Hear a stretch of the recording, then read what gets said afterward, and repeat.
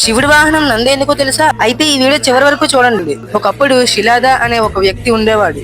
తనకి పెళ్ళైన పిల్లలు లేక తన భార్య చాలా బాధపడేవారు. ఒక రోజు తన భార్యతో తన గుడికి వెళ్ళినప్పుడు ఒక సాధువు శివుడికి పూజ చేయమని చెప్పాడు. తను ఆ రోజు నుంచి శివుడికి పూజ చేయడం మొదలు పెట్టాడు. కొన్ని రోజుల తర్వాత శివునికి తన ప్రార్థన నచ్చి ప్రత్యక్షమయ్యాడు. అప్పుడు శివుడు నీకు ఏం వరం కావాలని అడిగాడు. అప్పుడు శిలాద చెప్పాడు, నాకు పిల్లలు లేరు, దయచేసి నాకు పిల్లని ప్రసాదించండి అని అడిగాడు. అప్పుడు శివుడు తన ప్రార్థనకి మెచ్చి తనకి వరం ఇచ్చాడు. మీరిచ్చిన పిల్లాడికి మీరే పేరు పెట్టనని అడిగాడు. అప్పుడు శివుడు ఆ పిల్లాడికి నంది అని పేరు పెట్టాడు. అప్పటి నుంచి నంది మంచిగా పెరిగాడు.